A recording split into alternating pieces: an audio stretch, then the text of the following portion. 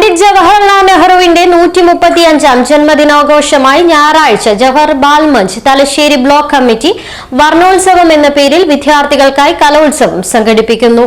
Thiruvangad മഞ്ഞോടിയിലെ liberty ഓഡിറ്റോറിയത്തിലാണ് പരിപാടി നടക്കുകയെന്ന് ഭാരവാഹികൾ വാർത്താസമ്മേളനത്തിൽ അറിയിച്ചു. രാവിലെ മുതൽ വൈകിട്ട് വരെ നീളുന്ന കലോത്സവത്തിൽ നഴ്സറി മുതൽ ഹയർ സെക്കൻഡറി വരെയുള്ള 300ഓളം വിദ്യാർത്ഥികൾ പങ്കെടുക്കും.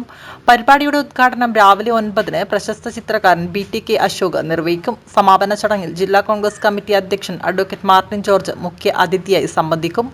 ലിബർട്ടി ഓഡിറ്റോറിയത്തിൽ ഒരുക്കുന്ന 3 വേദികളിലായി 17 ഇനങ്ങളിലാണ് മത്സരം ഒരുക്കുന്നത്. പ്രീ പ്രൈമറിക്കായി നഴ്സറി ഗാനാലാപം, LP വിഭാഗത്തിൽ പെൻസിൽ ഡ്രോയിങ്, ചിത്രരചന, UP ഹൈസ്കൂൾ ഹയർ സെക്കൻഡറി തലത്തിൽ ജലഛായ ചിത്രരചന മത്സരം, ദേശഭക്തിഗാന മത്സരം, ക്വിസ് മത്സരം, പ്രസംഗ മത്സരം എന്നിവയാണ് നടത്തുന്നത്.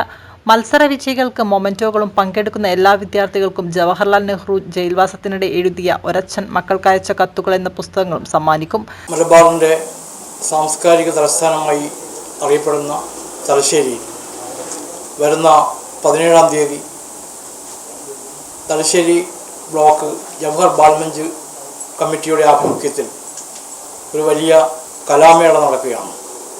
വർണ്ണോത്സവം 2024 എന്ന പേരിലാണ് നമ്മൾ ഈ പരിപാടി നടത്തുന്നത്. സംഘടന ബ്ലോക്ക് പരിധിയിലുള്ള 300ഓളം കുട്ടികൾ ഈ പരിപാടിയിൽ പങ്കെടുക്കുന്നുണ്ട്.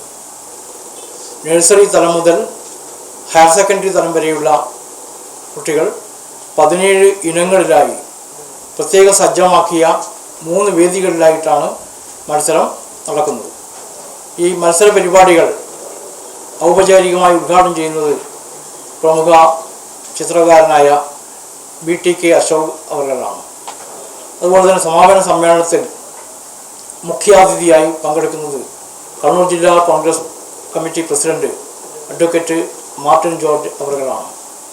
ഈ പരിപാടിയെ സംബന്ധിച്ചുള്ള സംഘാടക സമിതി ഭാരവാഹികളായ MP Aravindakshan, RV Ranjith, VP Pramod, Jatheendran Kunnoth, K Ramesh, M Rajeevan, Sushil Chandroth എന്നിവർ പത്രസമ്മേളനത്തിൽ വർണ്ണോത്സവത്തെപ്പറ്റി വിശദീകരിച്ചു.